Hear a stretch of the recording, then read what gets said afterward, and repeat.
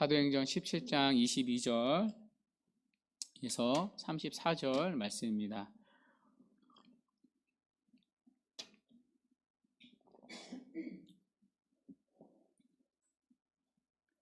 찾은 줄 알고 오늘은 좀 구절이 기니까요. 저부터 한 절씩 교독하고 마지막 34절을 함께 읽도록 하겠습니다. 저부터 22절 읽겠습니다. 바울이 아레오바고 가운데 서서 말하되 아덴 사람들아 너희를 보니 범사에 종교심이 많도다. 내가 두루 다니며 너희가 위하는 것들을 보다가 알지 못하는 신에게라고 새긴 뒷독 보았으니 그런즉 너희가 알지 못하고 위하는 그것을 내가 너희에게 알게 하리라. 우주와 그 가운데 있는 만물을 지으신 하나님께서는 천지의 주제시니 손으로 지은 전에 계시지 아니하시고 또 무엇이 부족한 것처럼 사람의 손으로 섬김을 받으시는 것이 아니니 이는 만민에게 생명과 호흡과 만물을 친히 주시는 이심이라. 인류의 모든 족속을 한 혈통으로 만드사 온 땅에 살게 하시고 그들의 연대를 정하시며 거주의 경계를 한정하셨으니 이는 사람으로 혹 하나님을 더듬어 찾아 발견하게 하려 하심이로되 그는 우리 각 사람에게서 멀리 계시지 아니하도다. 우리가 그를 힘입어 살며 기동하며 존재하느니라. 너희 시인 중 어떤 사람들의 말과 같이 우리가 그의 소생이라 하니 이와 같이 하나님의 소생이 되었은즉 하나님을 금이나 은이나 돌에다 사람의 기술과 고안으로 새긴 것들과 같이 여길 것이 아니니라. 알지 못하던 시대에는 하나님이 간과하셨거니와 이제는 어디든지 사람에게 다 명하사 회개하라 하셨으니 이는 정하신 사람으로 하여금 천하를 공의로 심판할 날을 작정하시고 이에 그를 죽은 자 가운데서 다시 살리신 것으로 모든 사람에게 믿을 만한 증거를 주셨음이니라 하니라. 그들이 죽은 자의 부활을 듣고 어떤 사람은 조롱도 하고 어떤 사람은 이 일에 대하여 내 말을 다시 듣겠다 하니 이에 바울이 그들 가운데서 떠나매 몇 사람이 그를 같이 읽겠습니다. 몇 사람이 그를 가까이하여 믿으니 그 중에는 아레오바고 갈리 디오누시오와 다말이라는 여자와 또 다른 사람들도 있었더라. 아멘. 지금 바울은 이제 아덴에서 사역하는 중입니다. 이 아덴이란 도시는 중요한 특징이 있습니다. 기억나시죠? 자, 그 특징이 본문 22절에 나오는데요. 바울은 아덴 사람을 가리켜 범사의 종교심이 많다고 말합니다. 그러니까 아덴은 종교성이 강한 도시였죠. 그 당시에 문헌에 의하면 사람의 숫자보다 우상의 수가 더 많았다는 기록이 있습니다. 그만큼 아덴은 우상 천지였습니다. 심지어 23절 한번 보시겠어요? 바울은 아덴을 두루 다니면서 너희가 위하는 것들을 보았다고 말합니다. 여기 너희가 위하는 것들은 이제 그들이 섬기던 다양한 신들을 보았다는 뜻입니다. 그런데 그 다양한 신들 가운데 바울의 눈에 띈 것이 있었습니다. 바로 알지 못하는 신을 섬기는 제단이었습니다. 그들은 알지 못하는 신까지 섬겼습니다. 그 정도로 아덴 사람들은 우상에 빠져 살았습니다. 그런 그들에게 바울은 오늘 복음을 전합니다. 그 복음을 전하는 장소가 아레오바고였습니다. 사진 한번 보여주시겠어요? 여기가 오늘날 실제로 아테네에 있는 아레오바고인데요. 아레오바고는 전쟁의 시인 아레스의 언덕이라는 뜻입니다. 실제로 사진을 보시면 언덕으로 되어 있죠. 바울은 이 언덕에 올라서서 설교를 했을 겁니다. 특별히 여기 보시면 여러분 동판 하나가 보이시죠? 다음 사진 보여주시겠어요? 이 동판에 보면 오늘날 실제로 이렇게 글자가 이렇게 적혀 있습니다. 오늘 본문에 이 바울의 설교가 적혀진 동판입니다. 실제로 바울이 이곳에서 철학자들 앞에서 복음을 전했다는 거죠. 그러면 바울이 아레오바고에서 어떤 설교를 했을까요? 한마디로 요약하면 너희들이 섬겨야 할 참된 신은 하나님이라는 것입니다. 아덴 사람들은요, 알지 못하는 신을 섬겼습니다. 그 알지 못하는 신이 바로 하나님이라는 사실을 전합니다. 그래서 바울은 하나님을 선포하고 있습니다. 그러면 그 하나님은 누구신가? 바울은 하나님을 세 가지로 소개합니다. 첫 번째 하나님은 만물의 창조주이십니다. 자, 본문 24절인데요. 우리 24절 다시 한번 읽도록 하겠습니다. 시작. 우주와 그 가운데 있는 만물을 지으신 하나님께서는 천재 주제시니 손으로 지은 전에 계시지 아니하시고. 아멘. 자, 먼저 바울은 하나님이 온 우주의 만물을 지으신 창조주라고 말합니다. 창조주 하나님이시기 때문에 자, 하나님은 그들이 섬기는 우상과 두 가지 차이가 있습니다. 자, 첫 번째 차이가요, 24절 하반절에 나옵니다. 자, 하나님은 사람의 손으로 만든 신전에 계시지 않는다고 말합니다. 자, 이 부분은요, 아덴 사람들을 염두에 둔 표현입니다. 자, 아덴 사람들은 자, 신전 안에다가 신상을 가두었습니다. 사진 한번 보여주시겠어요? 그 다음 사진 보시면 자, 파르테논 신전이, 이 사진 말고 그 앞에 사진 있을까요? 네, 이 사진 보시면 이게 이제 지난 시간에 살펴봤던 파르테논 신전이었죠. 자, 이 신전 안에는 아테나라는 전쟁의 여신이 있었습니다. 자, 아테나라는 전쟁의 여신에서 비롯된 이름이 아테네라는 도시의 이름이었죠. 자, 다음 장 보시면 자, 이게 아테나 여신인데요. 이 여신을 앞에 나왔던 파르테논 신전 안에 가두고 섬겼습니다. 자, 그러면 왜 이런 신상을요, 신전 안에다가 가두었을까요? 자, 신전이라는 특정한 장소에 신을 가둔 이유는 자기들의 필요에 따라 자기들이 원하는 시간에 언제든지 신에게 나아가 필요한 도움을 받겠다는 심보입니다. 자, 여기에 우상 숭배의 본질이 담겨져 있습니다. 자, 그들은요, 신을 통제할 수 있다고 믿은 겁니다. 자, 실제로 자, 그리스 신화 중에 니케라는 신이 있습니다. 오늘날 이제 나이키라는 브랜드가 이 니케에서 따온 이름이죠. 자, 니케는 승리의 여신이라는 뜻입니다. 자, 사진 한번 보여주시겠어요? 그 다음 사진 보시면 자, 이게 니케라는 승리의 여신인데요. 자, 그런데 보시면요, 이 여신이 날개가 없습니다. 원래 날개가 있거든요. 아덴의 사람들이 날개를 자른 겁니다. 날개를 자르고 신전 안에 가둔 겁니다. 그 다음 사진 한번 보여주시겠어요? 자, 이게 니케를 가둔 이제 실제로 신전인데요. 이 신전 안에 날개를 자른 니케라는 여신을 가두었습니다. 자, 그런데 여러분, 왜 날개를 잘랐겠어요? 다른 곳으로 날아가지 못하도록 날개를 자른 겁니다. 그러니까 아테네로부터 떠날 수 없도록, 아테네만 지키도록 날개 없는 모습으로 만든 겁니다. 그러니까 자기들이 신을 통제하고 있는 겁니다. 그러니까 자기들이 신을 통제할 수 있다고 믿은 겁니다. 그러니까 신마저도 컨트롤을 해서 자기들이 원하는 걸 신으로부터 얻을 수 있다고 믿었습니다. 자, 그리고 그 이면에는 신마저도 인간을 섬기는 존재에 불과하다는 인간의 타락한 종교성이 반영되어 있습니다. 자, 그게요, 우상 숭배의 본질입니다. 자, 그러나 하나님은 손으로 만든 신전 안에 계시지 않는다고 바울은 말합니다. 이 말은요, 하나님은 사람에 의해 통제받지 않는 분이라는 뜻입니다. 하나님은 사람이 얼레고 달래서 뭔가를 타낼 수 있는 분이 아니라는 것입니다. 왜냐하면 하나님은 온 우주와 만물을 만드신 창조주이시기 때문입니다. 자, 그래서 하나님은 당신의 뜻대로 다스리는 분이시지 사람에 의해 길들여지거나 통제받는 분이 아니라는 것입니다. 자, 그뿐 아니라 창조주 하나님이시기 때문에 우상과 다른 또 하나의 차이가 있습니다. 자, 25절인데요. 자, 우리 그 밑에 25절도 함께 읽어보도록 하겠습니다. 시작. 또 무엇이 부족한 것처럼 사람의 손으로 섬김을 받으시는 것이 아니니 이는 만민에게 생명과 호흡과 만물을 친히 주시는 이심이라. 아멘. 자, 여기 보면요, 바울이요, 두 가지 동사를 대조해서 사용하고 있습니다. 자, 섬김을 받으시는 것이 아니니, 그러니까 받다라는 동사와 친히 주시는 이심이라, 주다라는 동사가 대조되고 있습니다. 그러니까 하나님은 받는 분이 아니라 주시는 분이라는 것입니다.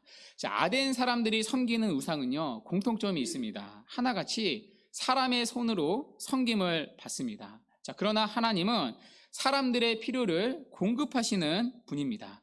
아덴 사람들이 섬기는 우상들은요, 무엇이 부족한 것처럼 사람의 손으로 섬김을 받습니다. 자, 그런데 여러분, 오늘날 세상이 가지고 있는 신에 대한 개념은요, 전부 다 이런 개념입니다. 그러니까 사람이 신을 위해 뭔가를 드려야 합니다. 그러니까 뭔가 정성을 다해서 신에게 바쳐야 합니다. 자, 그러면 그 신이 감동을 해서 뭔가를 내가 원하는 걸 해준다는 개념입니다. 자, 이게 이 세상 종교의 보편적인 메커니즘입니다. 자, 그러나 우리가 믿는 하나님은 그런 우상이 아닙니다. 하나님은 창조주 하나님이시기 때문입니다. 그분은 온 우주와 만물을 지으신 분입니다. 자, 그러니 온 우주 만물 모든 것이 그분의 소유입니다. 자, 그러니 그분은 스스로 충족하신 분입니다. 부족함이 없으신 분입니다. 자, 그러니 당신의 필요를 채우기 위해 그 무엇도 우리에게 요구하진 않습니다. 오히려 스스로 충족하신 그분은 우리의 필요를 공급하시는 분이십니다. 우리의 생명과 또 호흡과 우리의 필요를 공급하시는 분입니다. 생명 없는 우상들이 전혀 흉내낼 수 없는 생명과 호흡을 인간에게 주실 뿐 아니라 인간이 살아가는 데 필요한 모든 것을 주시는 분입니다.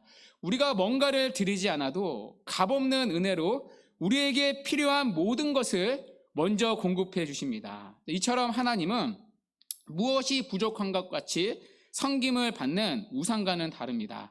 여러분, 이 메커니즘의 전환이요, 너무나 중요합니다. 많은 성도들마저도 하나님을 우상과 같이 이해합니다. 하나님을 위해서 뭔가를 드려서 타내야 한다고 믿습니다. 내가 뭔가를 드리는 만큼 하나님이 우리에게 주신다고 믿습니다. 자, 그러나 기독교는요, 그런 면에서 방향 전환이 선명한 종교입니다. 우리는 뭔가를 타내려고 하나님께 바치는 종교가 아닙니다. 먼저 하나님이 우리의 필요를 채우시기 때문에 그에 대한 감사의 고백으로 하나님께 드리는 것입니다. 신대원에 들어가기 전에 기도원에 간 적이 있습니다. 그때는 기도원도 참 많이 가서 이제 금식 기도도 많이 했는데요. 그때 이제 헌금 시간이 있었습니다. 헌금 시간에 어떤 그 집사님이 이제 헌금 봉투에 기도 제목을 써서 헌금을 했습니다. 그 봉투를 본 기도원 원장이 대놓고 그분을 책망했습니다. 기도 제목이 6개인데 헌금은 2만 원만 했다는 이유에서였습니다. 기도 제목이 6개면 이제 하나씩 10,000원으로 계산하면 이제 6만 원이죠. 그러니까 6만 원은 해야지 이렇게 적게 드리면 하나님이 응답을 해주시겠냐면서 정말 성질을 내면서 그분을 혼내었습니다. 그러나 여러분, 하나님은 그런 분이 아닙니다. 그건 여러분 샤머니즘이죠. 여러분, 우리가 하나님께 조금만 바치면 하나님이 응답을 해주지 않습니까? 아니죠. 우리가 응답을 받은 기도의 제목들을 생각해 보십시오. 때로는 구하지 않은 것들도 우리의 필요를 먼저 아시는 하나님께서 우리의 필요를 채워주지 않았습니까? 하나님의 전적인 은혜인 거죠. 그 은혜에 대한 감사의 고백으로 하나님께 드리는 것입니다. 우리가 받은 구원을 생각해 보십시오. 우리는 하나님께 구원을 요청한 적이 단 한 번도 없습니다. 자, 그러나 하나님은 그런 우리를 먼저 찾아와 주시고 우리를 만나 주셨습니다. 아들 예수를 통하여 우리를 죄로부터 구원해 주시고 성령을 통하여 우리에게 믿음을 주셨습니다. 우리의 구원도 삼위 하나님의 전적이고 일방적인 은혜입니다. 먼저 찾아와 주시고 먼저 은혜를 베푸시는 하나님이십니다. 자, 그 은혜에 감사해서 하나님께 뭐래도 드리고 싶은 게 기독교 신앙입니다. 뭔가를 드려야지 은혜를 받는 게 아니라 먼저 구원해 주신 은혜에 먼저 베풀어 주신 그 은혜와 사랑에 감사해서 드리는 반응이 우리의 헌신입니다. 여러분, 주일날 우리가 드리는 헌금도 마찬가지죠. 여러분 왜 헌금을 하십니까? 헌금을 드린 만큼 하나님이 복을 주시기 때문인가요? 헌금은 그런 자판기가 아닙니다. 속된 말로 돈 놓고 돈 먹기가 아닙니다. 내가 이번 주일에 10,000원을 헌금하면 하나님이 2만 원으로 보답해 주시는 게 아닙니다. 여러분, 그건 보편적인 세상 종교의 가르침이죠. 샤머니즘의 개념입니다. 우리가 하나님께 헌금을 바쳐야 하나님께서 우리의 헌금을 확인하시고 우리에게 합당한 은혜를 주시는 게 아닙니다. 우리가 하나님께 헌금을 바치는 것은 하나님께서 먼저 베풀어 주신 은혜에 감사해서 드리는 것입니다. 때로는 내가 삶 가운데 구하지 않은 것까지 주셨던 그 한 주간의 은혜에 감사해서 하나님께 드리는 것입니다. 하나님이 베풀어 주신 은혜에 비하면 너무나 작은 감사의 고백이지만 그것조차도 기뻐 받으시는 하나님의 마음을 알기에 그게 너무나 고맙고 감사해서 부족하지만 하나님께 자진해서 더 드리고 싶은 겁니다. 내가 지니고 있는 모든 것이 하나님께로부터 주어진 것임을 믿음으로 고백하는 신앙의 고백이 헌금으로 표현되는 것입니다. 자, 그래서 제가 늘 헌금 기도할 때 하는 기도가 있습니다. 축복의 기도가 아니죠. 이 헌금을 드림이 하나님의 은혜를 얻는 어떤 공로나 수단이 아니라 받은 은혜에 대한 감사임을 고백합니다. 그게 기독교가 말하는 헌금의 의미이기 때문입니다. 하나님은 우리의 섬김이 필요로 하는 분이 아니라 우리의 필요를 먼저 공급하시는 분이십니다. 왜냐하면 그분은 온 우주 만물을 지으신 창조주 하나님이시기 때문입니다. 자, 그래서 그분은요, 우선과는 다릅니다. 사람에 의해 통제되는 분이 아니라 당신의 뜻대로 우리를 다스리시는 분이십니다. 그리고 또 하나, 우상처럼 마치 무엇이 부족한 것처럼 사람의 손으로 섬김을 받으시는 분이 아니라 사람의 필요를 공급하시는 분이십니다. 자, 그래서 하나님은요, 인간에게 조금도 의존적인 분이 아닙니다. 사람이 하나님께 의존적인 존재입니다. 자, 그래서 28절에서 바울은 이렇게 말하는 거죠. 우리가 그를 힘입어 살며 기동하며 존재하느니라. 피조물인 우리는 창조주 하나님을 떠나서는 하루도 진정한 생명을 누리며 살아갈 수가 없다는 것입니다. 자, 계속해서 바울은요, 하나님을 소개합니다. 두 번째 하나님은 섭리의 하나님이라고 말합니다. 다스리는 하나님이라는 뜻입니다. 하나님은 온 우주 만물을 만드셨을 뿐만 아니라 다스리시는 분입니다. 자, 그 내용이 26절의 내용인데요. 우리 26절 우리 함께 한번 읽어보도록 하겠습니다. 시작. 인류의 모든 족속을 한 혈통으로 만드사 온 땅에 살게 하시고 그들의 연대를 정하시며 거주의 경계를 한정하셨으니. 아멘. 자, 먼저 하나님은요, 인류의 모든 족속을 한 혈통으로 만드셨다고 말합니다.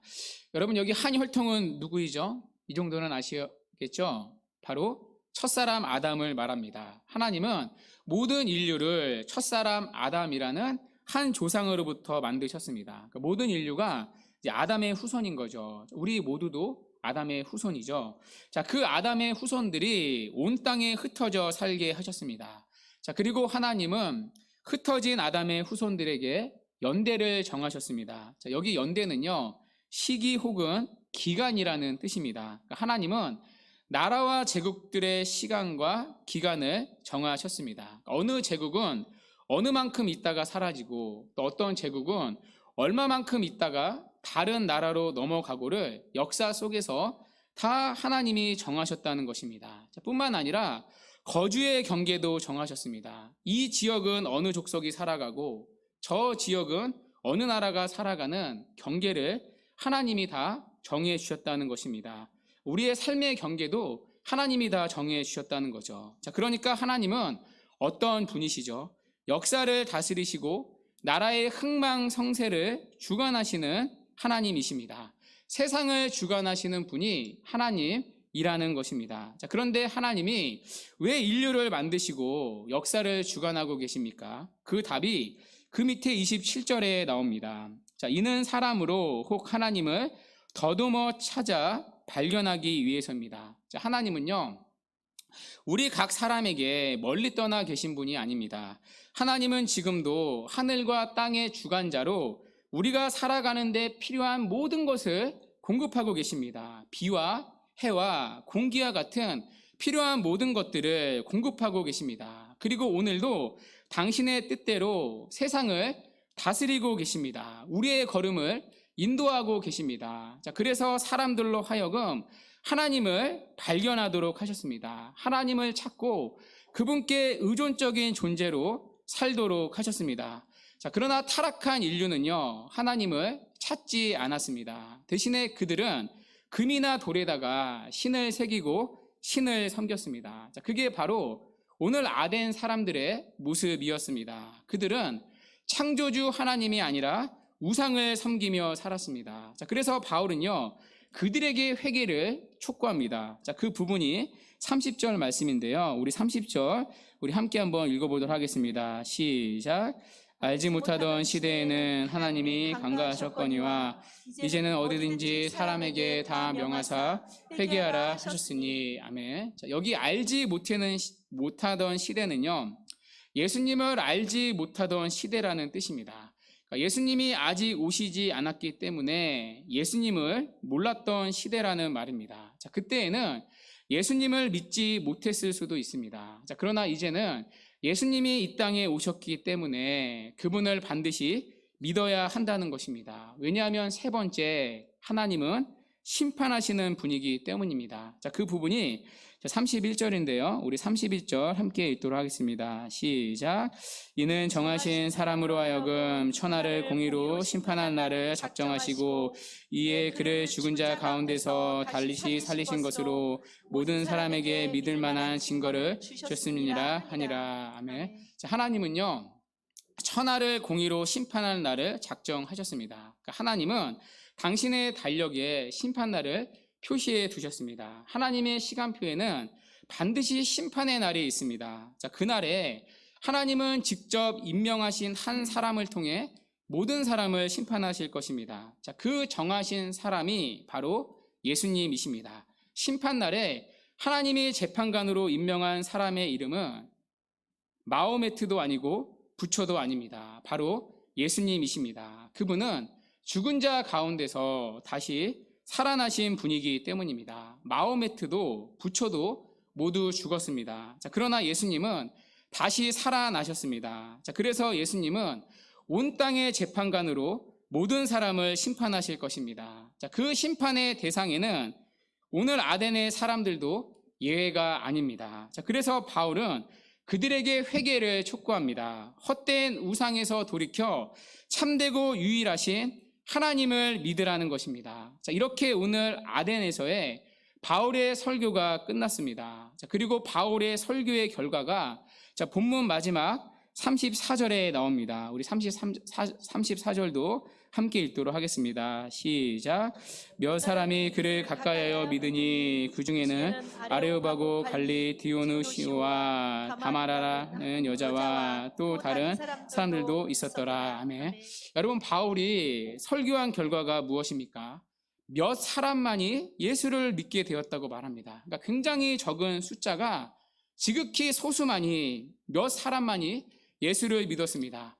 다른 사역지에 비하면 너무나도 여러분 적은 열매입니다. 자, 그래서 실제로 어떤 학자들은요, 꽤 많은 학자들은 아덴에서의 바울의 사역을 실패라고 말합니다. 자, 그러나 그건 어디까지나 인간적인 관점입니다. 숫자에 초점을 둔 인간적인 관점에 불과합니다. 하나님은 숫자로 사역의 성공을 판단하시는 분이 아닙니다. 여러분, 때로는 하나님 보시기에는 실패처럼 보이는 성공이 있습니다. 반대로 성공처럼 보이는 실패도 있습니다. 여러분, 구약의 수많은 선지자들을 보십시오. 그들 가운데 여러분, 열매를 거둔 선지자들이 얼마나 있습니까? 대부분의 선지자들은요, 열매를 거두지 못했습니다. 여러분, 에레미야 선지자를 생각해 보십시오. 왜 에레미야 선지자가 눈물의 선지자인 줄 아십니까? 눈물밖에는 흐를 것이 없었기 때문입니다. 아무리 하나님의 심판을 외쳐도 이스라엘 백성들은 꼼짝도 하지 않았기 때문입니다. 자, 그래서 에레미야는 울 수밖에 없었던 것입니다.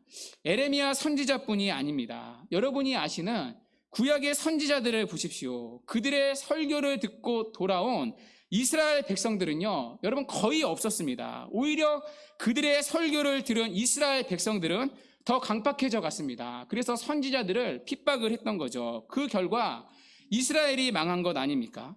자, 그러면 구약의 선지자들은 실패한 선지자입니까? 아닙니다. 그들은 실패한 사람들이 아닙니다. 그들은 그 자리로 부름받은 자들이었기 때문입니다. 하나님은 구약의 선지자들을 보내시면서 말씀을 하셨습니다.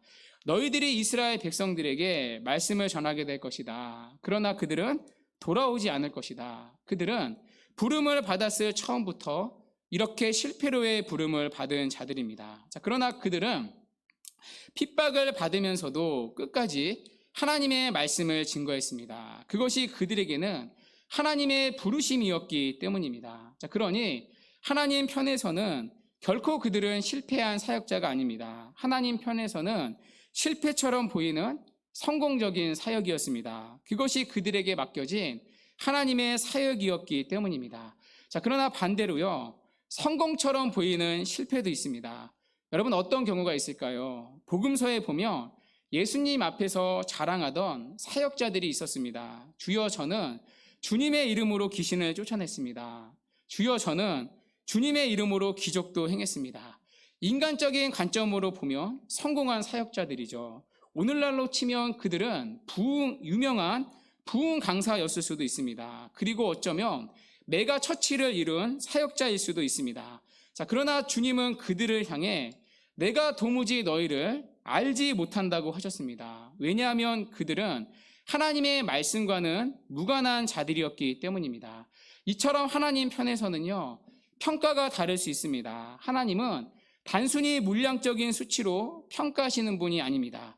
오늘 바울의 아덴에서의 사역도 마찬가지입니다. 아덴에서의 바울의 사역은요, 실패가 아닙니다. 비록 소수의 사람만이, 몇 사람만이 예수를 믿게 되었다 할지라도 결코 실패가 아닙니다. 왜냐하면 처음부터 하나님의 계획에는 이 몇 사람만을 구원하기 위해 바울을 아덴으로 보내셨기 때문입니다. 실제로요, 여러분 34절을 다시 한번 보십시오.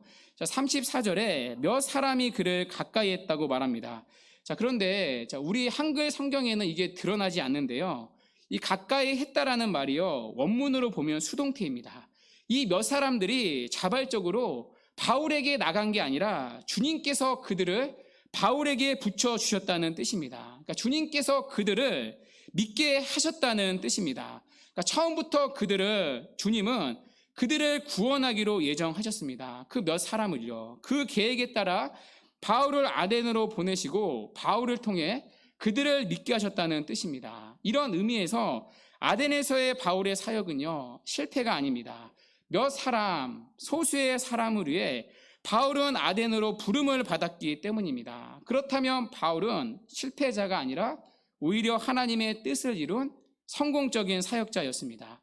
여러분, 우리도 마찬가지입니다. 우리가 하나님의 일을 할 때요, 열매가 많지 않을 수도 있습니다. 자, 그러나 그 가운데는 반드시 하나님이 하시기로 한 일들이 있습니다. 그 일들을 하시기 위해 우리를 그 자리에 보내신 것입니다. 그리고 우리가 그 자리에서 묵묵히 신앙의 자리를 지킬 때 하나님은 우리를 통해 하나님의 일을 하십니다. 그리고 하나님은 그런 우리의 삶을 통해 영광을 받으십니다. 인간적인 눈으로 보기에는 실패처럼 보일지라도 하나님은 우리를 통해 영광을 받으십니다. 자, 그러니 이 믿음을 가지고 하나님이 부르신 그 신앙의 자리를 묵묵히 지켜내시기 바랍니다. 그럴 때 하나님은 우리의 삶을 통해 영광을 받으십니다. 자, 또 하나 마지막으로 우리가 살펴야 할 게 있습니다.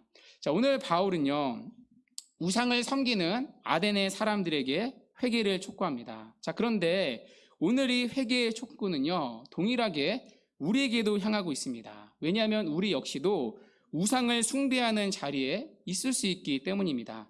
자, 대체로 사람들은요, 우상하면 눈에 보이는 신상을 떠올립니다. 그래서 우상 숭배라는 말을 들으면 신상 앞에서 절하는 장면을 떠올립니다. 자, 그러나 팀 켈러는요, 내가 만든 신이라는 책에서 우상에 대해 이렇게 말합니다. 대체로 사람들은 우상하면 눈에 보이는 신상을 떠올린다. 그러나 우상은 마음의 문제이다. 나의 삶에 있어서 하나님보다 더 우선시하는 것이 있다면 그게 바로 여러분이 만든 우상이라고 말합니다. 자, 그러면서 팀 켈러는 이렇게 말합니다. 우상이란 무엇인가? 무엇이든 당신에게 하나님보다 더 중요한 것이다. 무엇이든 하나님보다 더 크게 당신 마음과 생각을 차지하는 것이다. 하나님만이 주실 수 있는 것을 다른 데서 얻으려 한다면 그게 바로 우상이다. 무엇이든 그것만 있으면 행복할 것이라고 여기고 그것이 없어서 불행하다고 느끼는 그것이 바로 우상이다.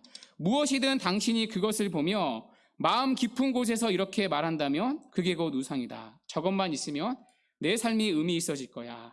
나도 가치 있는 사람이 될 거야. 저것만 있으면 내가 행복하고 나는 내 삶에 더 안정감을 누릴 거야. 그게 바로 여러분의 우상이라고 말합니다. 자, 그런 면에서 누군가에게는요, 돈이 우상일 수 있습니다.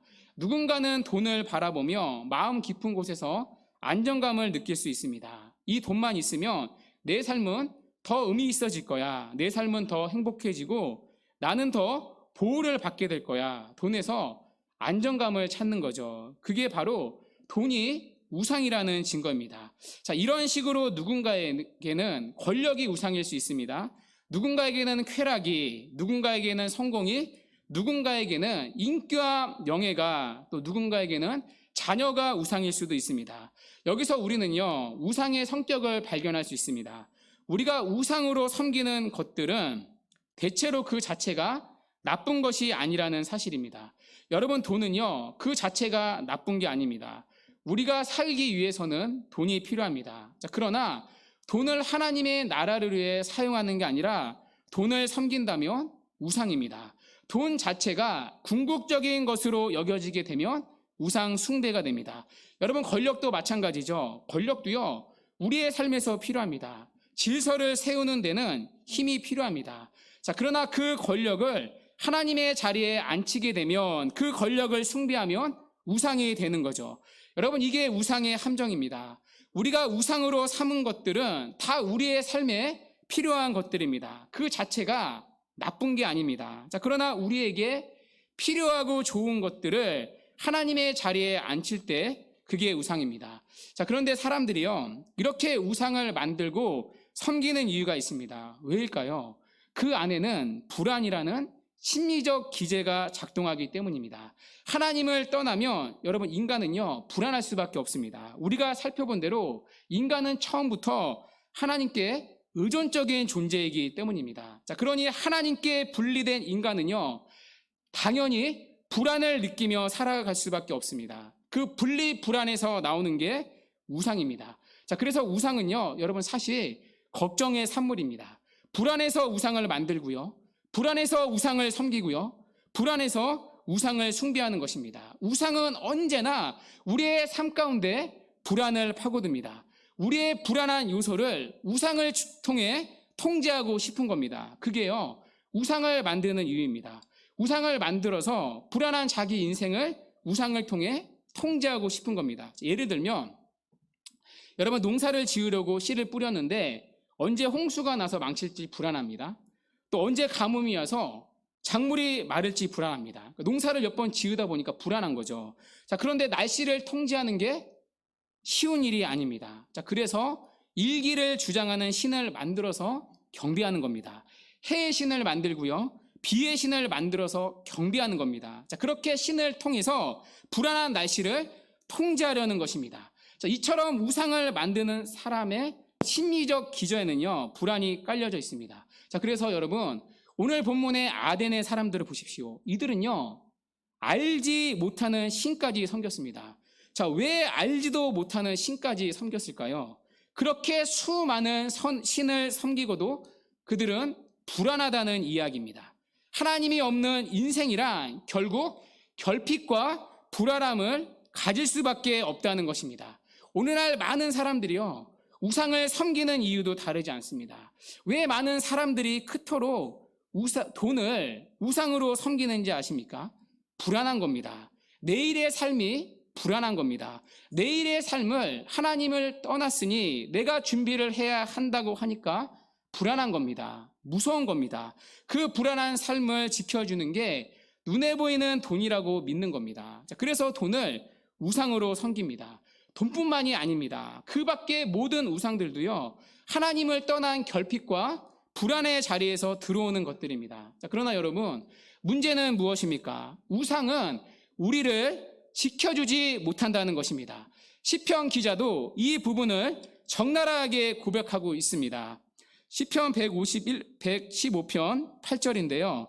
우상을 만드는 자들과 그것을 의지하는 자들이 다 그와 같으리로다. 우상을 의지하는 자들은 결국에 우상과 같이 된다고 말합니다. 내가 섬기는 우상처럼 헛되게 된다는 것입니다. 내가 섬기는 우상처럼 허망하고 결국에는 멸망하게 된다는 것입니다. 우상은 우리에게 약속한 것을 지켜주지 못한다는 것입니다. 우상은 우리의 인생을 지켜줄 수가 없다는 것입니다. 왜냐하면 그것들은 피조물이기 때문입니다. 그래서 일시적으로 우리를 지켜줄지는 모르나 영원히 지켜줄 수는 없습니다. 자, 그래서 오늘 바울은요, 우리에게도 촉구하는 것입니다. 우상을 섬기는 자리에서 돌이켜 영원하고 참되신 하나님을 섬기는 자리로 우리를 부르는 것입니다. 왜냐하면 하나님은 온 우주의 만물을 창조하신 분이기 때문입니다. 그래서 그분은 무엇이 부족하여 섬김을 받는 우상이 아니라 우리의 필요를 공급하시는 분이시기 때문입니다. 하나님만이 우리를 진정으로 채워주시고 지켜주시는 분이십니다. 그래서 하나님을 진정으로 만난 사람은요, 더 이상 통장 잔고를 보며 안심하지 않아도 됩니다. 하나님의 자녀가 되었다는 사실만으로 평안을 누리는 삶을 살아갈 수가 있습니다. 그분이 우리의 아버지이시기 때문입니다. 그래서 오늘도 하나님은 우리를 헛된 우상의 자리에서 하나님을 섬기는 자리로 부르고 계십니다. 만일 여러분 가운데 그것 없으면 안 된다고 믿었던 그것을 잃어버린 사람들도 있을 겁니다. 하나님이 여러분을 오늘도 사랑하는 마음으로 우상으로부터 돌이키는 신호입니다. 그것 없이는 못 살 것 같았던 우리를 그것 없이도 되는 사람으로 하나님이 부르는 겁니다. 대신에 하나님은 그 빈 자리를 하나님으로 채우길 원하십니다. 그때 여러분은 아무것도 잃지 않게 될 것입니다. 왜냐하면 하나님 안에 우리가 필요로 하는 모든 것이 있기 때문입니다. 하나님이 우리의 모든 것이 되시기 때문입니다. 주 안에 사랑하는 여러분, 또 한 주간 우리는 세상에 나가 살아갑니다. 여러분, 우리가 살아가야 할 세상이 얼마나 불안합니까? 얼마나 두렵습니까?